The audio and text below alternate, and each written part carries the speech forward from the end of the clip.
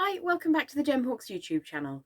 Today I want to show you a cabochon set which is really easy, and it also uses a tool which we talked about a few weeks ago, the Wire Crinkler Tool, which I've actually misplaced, but luckily for me I have a bag of sections all ready to go. Now there is a mini tutorial on the channel as well showing you how to use your Wire Crinkler Tool if you've not seen one before, but this is a section of wire that has been through, that's 0.8mm gauge. I'm also going to be working today with some 1.25mm gauge, and I will put American equivalent gauges in the description of the video when I launch this on YouTube. In addition to my 1.25mm gauge, which is quite a heavy gauge to work with, I'm also going to be using some 0.4mm gauge, which is my go-to fine wire, and that's going to hold everything together. It's got a beautiful fluidity and a reasonable strength to it, so that's the third and final wire that we'll be using for this demonstration. Now you can size this down and use it on relatively small cabochons. It is better suited to slim cabochons like this beautiful CHRYSOPRASE that I have just here. Absolutely gorgeous. It's a version or variant rather of chalcedony. And I'm going to show you how to set that using the heavier gauge wire for the framework and some 0.8mm gauge wire which has been through the Wire Crinkler Tool. So if you join me down at the desk, what we're going to do is just warm through some of this 1.25mm gauge. This is silver plated copper wire, and I'm just going to grab myself a stone to work with. The first thing that we're going to do is to chase all the way around that shape and just give ourselves the first section of the frame to work with. Now, there is a challenge with a slightly heavier gauge wire. You need to be relatively strong with it, so I'm putting some real heat into that just with my body, not using a flame or anything.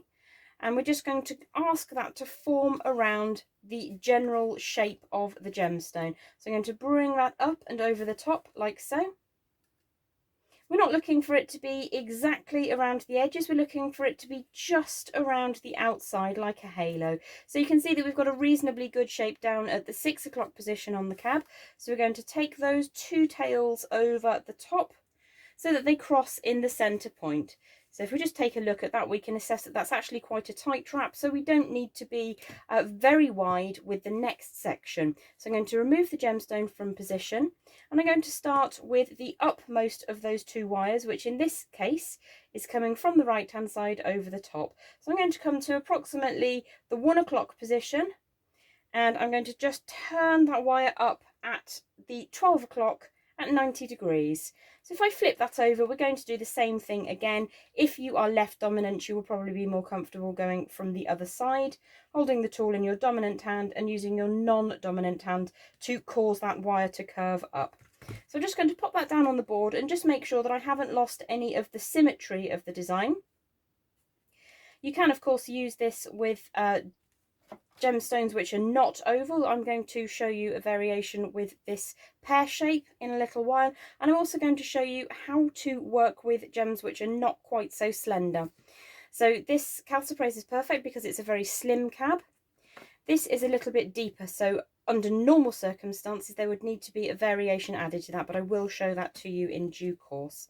So I'm just going to make sure that I'm happy with how the gem sits inside that framework. There is a little bit of airspace between the cab and the wire, and that's exactly what I want to do. So I'm going to remove the cab from position now and make sure that I'm very happy with those upright right angle bends to make sure that I can wire those together in a really straight bail a little bit later on. So again, just a little bit of warmth if you need it, but other than that, I'm quite happy with how that's sitting. So the next thing that we're needing to do is to take some of the crinkled segment of wire. As I say, this is 0.8mm gauge silver plated copper, and it's been through the Wire Crinkler Tool. And I'm going to show you how to create a little loop at one end so that you can utilise that safely in the design. So if you pop back down here, I've got a great big long length, and I sometimes do this if I'm watching a bit of telly. I'll put some lengths of 0.8mm gauge through the crinkler and then just cut them and keep them ready for use. So you can see at one end I have cut this at the very point of one of those crinkled sections. So I'm going to come in with my round nose pliers, and we're going to take a complete segment. So a complete segment is a down and an up.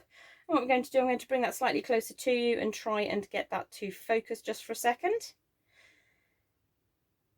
very, very tip of the pliers, very, very tip of the wire, and I'm just going to turn that around so that we form a loop inside what would be one complete section. I'm going to drop that back down to the board and hopefully refocus that. So we've got a loop on the end. Everything is going to be in the two-dimensional plane. So we're always working as if we're between two panes of glass. Everything is flat for the time being. And what I'm going to do is put that between some flat facing pliers and just give that a squeeze so that that shape is now going to retain safely. The next thing that we're going to do is to start forming that around the inside of the framework. So it doesn't really matter whether the curl is on the inside or the outside. I would look to have some kind of symmetry with a design like this, but you don't have to. So just put a very, very gentle curve on that to start with before I offer it inside the frame that we're creating. And it's just a case of using your fingers to get that to sit inside. Now it will kind of slip and slide around a little bit, and you might need to just form that by hand. When we get down to the bottom, you're going to start losing a little bit of space. So what you can do, if you prefer, is just draw that in with a pair of pliers so that you've got a couple of relatively similarly shaped segments at the bottom. Just going to sit that into position. I might take this one a little bit tighter as well, and you'll see when we sit that back inside how that's starting to look. But what we're doing is putting the zigzag segment inside that main frame. I'm going to draw that around like so and see how that looks inside. Now we don't want the loop to be sat exactly where that right angle takes place. We want it a couple of millimeters inside. So what I'm going to do now is take a look at where I'd like to cut that away, and I think I'm going to cut it here because it's just above where the loop appears on the other side. So I'm going to come in with those flush cutters, trim away the excess, and you'll see that there's lots left, and that will do another full pendant. So I'm never going to throw anything away, I'm always going to retain that. So you can see we've got a down and an up, which is one complete crinkle or one complete section. And again, quite close to the tip of the pliers. If I flip that sideways, you'll see I'm right at the end there. Draw that around in on itself so that we get a matching loop on the end there. So again, I'm going to make sure that I'm happy with that form. Doesn't need to be perfectly round or anything, we just want it to close up so that the wire sits flush to the wire. And again, just giving those both a squeeze so that they're nice and firm and complete. So I'm going to sit that inside the frame that we've created and take a moment to make sure that we're happy. Now these loops can be a little bit further down inside the frame. What you will struggle with is if they are too close together at the top, or if they start to cross over, then you'll probably need to trim them away. So it's better to be lower down than too far up. So if I show you what we're working towards, this is going to be a couple of steps ahead, but it'll give you an idea of what we're looking for and why those loops don't need to be too close to the top there. So I'm going to pop this out of the way, and I'm just going to grab hold of my 0.4mm gauge, a kilogram reel of wire which I dropped and smashed, luckily missing my foot. So sorry it's a bit messy. Now you can work from the reel. Obviously that makes it a little bit more challenging when I'm showing you on the board. So I'm going to show you a small section rather than the whole thing. But what I would tend to do is start with the cut end, a couple of crinkles or a couple of zigzags away from the end. I'm just going to lay that across the top of the two pieces. So I've got a frame and the zigzag. So the first thing I'm going to do is wrap around both the frame and the zigzag. And then the next section is going to be just the frame. Now to make life easier, you can just take that around and push it just around the frame wire. So it's once around the frame and the zigzag, once around the frame, and then this time around the frame and the zigzag, this time around just the frame.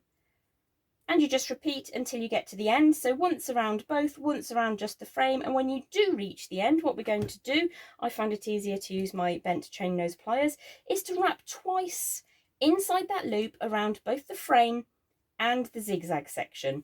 So just going to push that end through the loop that we've created, pull that all the way through. Now a key part of this design is that you need your zigzag and your framework to be true flat to each other.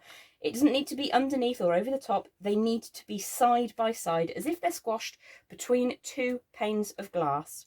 So we've wrapped once, we're going to wrap a second time around the frame and the loop at the end of the zigzag. So I'm going to pull that tail gently through, and then I'm going to finish off by wrapping around just the frame. And hopefully you've left yourself enough wire to do 3 little wraps there. And we're going to finish off as much as we can on the inside just here, making sure that you cut the right part. Get those coils nice and tight and then give that a very gentle squeeze. A point to note at this stage is if you're ever pressing wire on top of wire, either way you've twisted it or you've got 2 gauges wrapping around each other, you need to be very gentle. What we're trying to do is to make sure everything's flat. If you crush it, especially when you have a much lighter gauge, as we are working with here, wrapped around a heavier gauge, what you can do is weaken it instead of making it stronger. So we're very, very gently just making it neat and tidy. So you can see that that's how the ending would occur, and I'm just going to whiz around with the little residue of wire that I've allowed myself. So around both the frame and the zigzag, and then frame only. Frame and zigzag, and you can see that you can achieve this whilst your wire is attached to the reel, so that there's very little wastage on a design like this. You're kind of doing the best that you can with materials available, like so. And especially if you're working with a sterling silver or a solid metal or even a bonded filled metal, we don't really want any wastage where we can possibly help it. So you might want to fast forward through this bit. I'm just going to finish the design because I have somehow magically left myself almost enough wire to do it, and it will be helpful to show you how to proceed with the next part. So again, once around the frame and then once around both the frame and the zigzag. So this is our last time around just the frame now. Now I'm going to post the end of that wire up inside the loop, draw that through with the pliers, and then we shall wrap that twice. And if you find that your zigzag section has crept ever so slightly around, you can just pull that down on the one side, push it up on the other side, and it will centralise for you. So I just need to take that tail all the way around now, just the framework. Now the reason I choose to work with an ultra heavy frame wire is that when you're doing this part, it's very easy to deform a 1mm gauge wire. So if you're working with a 1.25 or even more if you're brave, then you know that you can do this part of the section without ruining anything. So again, trimming off inside the design as much as possible, take the excess away, and then chase the end of that wire tail so that it sits neatly around the heavier gauge wire. So the next section, and this again is where we will need to proceed with caution, is to tip those points upwards slightly. And this means that you can sit the gemstone inside the framework, as I've done with this very chubby cab here. You can see that the points of the zigzag section need to be upwards, not flat. The deep parts that are connected to the framework need to remain in position. So I'm choosing some flat, wide pliers at this stage, just to tilt the tips of my zigzag section up slightly. Now again, I cannot express deeply enough that you must be cautious not to crush that fine gauge wire as it sits around the heavier gauge. We are looking to moderate where the tips of the zigzag section are sitting. We're not looking to crush anything. So if you sit those up, you'll see that they're starting to come upwards from the frame wire. And I'm just going to borrow my chalcedony and see if that sits in nicely. It's not a chalcedony, sorry, chalcoprase. So you can see that we can now fit our gemstone, as I say, this is a slim cab, into position really safely and securely. And if you flip that over, I'll show you in just a moment how we're going to secure the rear. Now, this is a multi-purpose design. You can choose to work this same principle with a much heavier cab, and I'll show you in a second how you can make that safe. If you were to stop at this stage with just the points of the zigzag section, what you might find with a heavier, fatter cabochon is that it will just pop out, and we don't want that. We want our gems to be nice and secure. So what I'm going to do is just show you the piece that I've created. If I just pop that back down onto the board, here we go. All I have done at the top here is done a very, very simple 3 and 3 basket weave to create a very simple bail, which I can show you at a point in time if you need assistance with that. I've just wrapped that around a pencil, brought it back on itself, and then wrapped each end around that central neck of the design. It's a very simple principle. but you can see that the tips of the zigzag have elevated enough to encapsulate that cabochon safely, as if it's being held in a basket. Now, if you spend enough time just getting that perfect, you'll see that actually that's not doing too bad. But I am going to show you with some 0.4mm gauge wire how to corset this in at the back and make it secure. So again, you can work from the reel to begin with, but with this section it's much easier to just cut a length of 0.4mm gauge from the reel. So I'm going to grab that back again now, and I'm just going to cut probably around about only 12 inches, okay? So I'm just going to grab that down now. We're looking at around about 12 inches of the 0.4mm gauge. I'm going to pop my tools out of the way, hopefully clear the desk a little bit. So to begin with, I'm just going to pop the cabochon very carefully back out of position. I'm going to take one end of my 0.4mm gauge wire, I can speak honestly, and I'm going to just pass that through one of the zigzags and just wrap around only the framework. I'm going to do that about 3 times to make that nice and secure.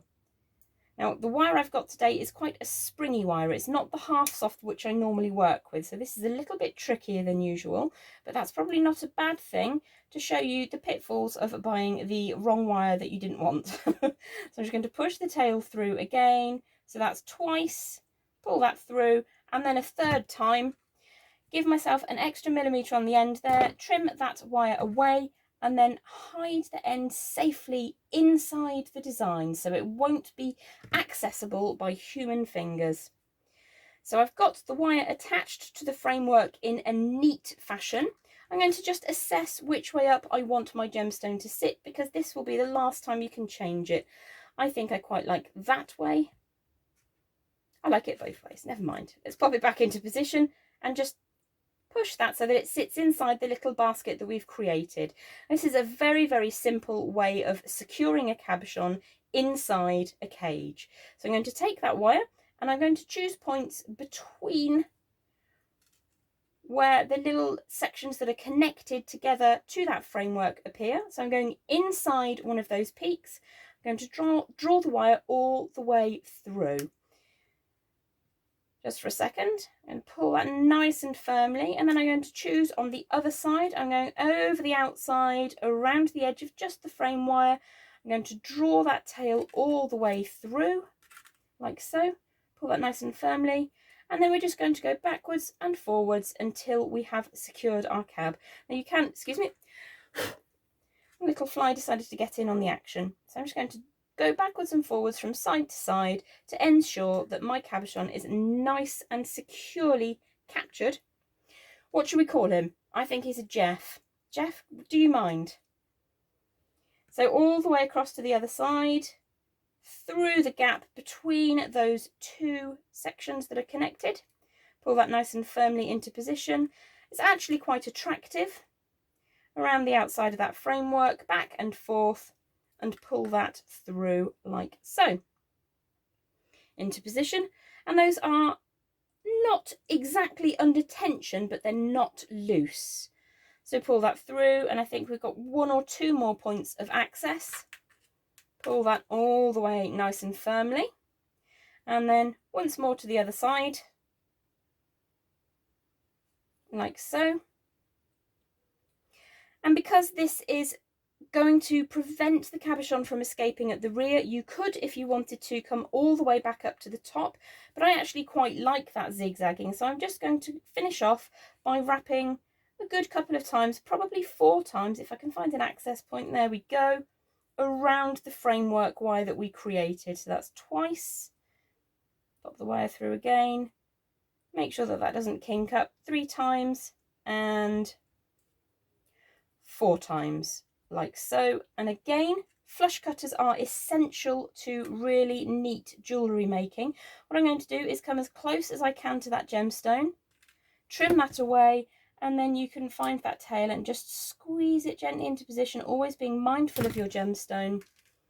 And then you'll find that because you've worked with a slim cab, that is quite secure. Now, if you work with a deeper cabochon, what can happen is that the peaks of your zigzags are not deep enough to actually cover the surface of the cab. So if I were to show you on this little rose quartz piece. Now this loop at the top is helping to secure my cabochon into position, and in general wear that will work very, very well. You can see on the back I chose to have an upright instead of just a zigzag on this one. I made this one months and months and months ago. I'd forgotten I'd done it, just found it. So you can take that all the way back up to the top and wrap around the framework. And then I've just added a loop at the top there, or a coil over the surface of the gem, and in normal wear that will be quite safe. If I were to pull that loop up and push forwards, you can see that the cabochon will in fact come out really easily. So I have an alternative method for you now to ensure that you can still use this exact same technique but keep safe your larger or broader fitting cabochons.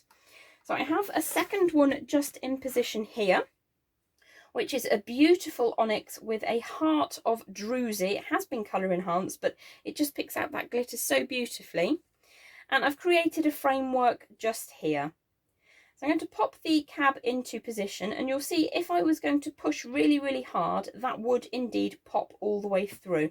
What I need to do is just ensure that I'm happy with how those two loops are symmetrical, whether they are or not. So you already know how to complete the section on the back, which will keep your cabochon safe from the back. So what I'm going to do is remove the cabochon for the moment, bring in another piece of my 1.25mm gauge wire. I'm going to grip hold of the end of that and give that some really lovely warmth. Now I am gripping this very, very firmly because I'm working with a much heavier gauge of wire than I would normally do for this process. So I'm actually scoring just the last ½ inch or so of that wire, which is fine because I don't mind the odd tiny little bit of cut off. So I'm going to come in with my round nose pliers quite close to the end and just create a loop to begin with. Now that's gone a bit 3D, so I'm just going to squish that down nice and flat. And then I'm going to play around with how I think I'd like to secure this cab in position without covering up my beautiful druzy in the centre there. So what I could do is pop this down at the base here, underneath that druze, curve around. I'm going to trim away the wire at the top here. And then again with the round nose pliers, just put a smaller loop at the top there. I think I might go in an opposite direction. I may even have got slightly too much wire. We can have a look at that in a second. Get a bit of a squeeze down. And I want to see how this looks over the surface of the gemstone, like so. I'd actually be really delighted with that because I've got the colour and the druze still visible. So what I do need to do is just open out these loops ever so slightly so I have access points to add in some finer gauge wire. And I'm going to show you on just one section down at the bottom. So I'm going to make sure that I'm happy with how that looks. Pop my thick cab into position and just make sure that that's how I want it to look. And it absolutely is. So what I'm going to do is simply wrap my coil to the peak of the zigzag section. It's going to be easier to begin with if I take the coil and I'm going to wrap 3 or 4 times around just the coil. I've got quite an excess here just because the video is getting a little bit long and I want to get through. I don't want to take up too much of your time, but I want to give you a 2-for-1 today, a little bit of a Billy bonus. There we go. So I've got a 4 coil wrap just there, and my wire is coming underneath. So I'm just going to take this underneath one of those points in the design, like so, scooch that around until it sits how you want it to. I'm going to flip the design over, and I'm just literally going to wrap twice around the peak of the zigzag that's connected to the framework. So all the way around there, I'm just going to push that through and hooking onto that coil that we've created. Pop the end of the wire through again, so we've got a double wrap around those 2 pieces, and then finish off for the sake of symmetry. I want to have 4 wraps on the coil section on the other side just so that it looks the same. So that's 1, 2, 3 and 4, and I'm going to trim away the wire underneath. Now it won't be seen, but it will be sitting against my gorgeous gemstone, so I actually want that to be really, really smooth. Just make sure that there's nothing sticking out. So if we then add the gemstone into position, push it into the frame basket that we've created, you can see all you need to do now is just put a little bit of a dome on that S or coil section that you've created to allow the cabochon to sit inside, and then do the exact same process, wire that in on the other side. And then you'll find that your cab is completely secure at the front. Follow the process at the back of zigzagging into position. And then you've got 2 for 1 on your zigzag set cabochon session. I've lost the ability to word today. I hope you've enjoyed the tutorial. Do please subscribe if you've not done so already, to keep in touch with all my latest tutorials, and hang out with me on every other Monday over on Facebook for my Facebook Live event. Thank you for sticking with me. I look forward to seeing you again very soon. Bye for now.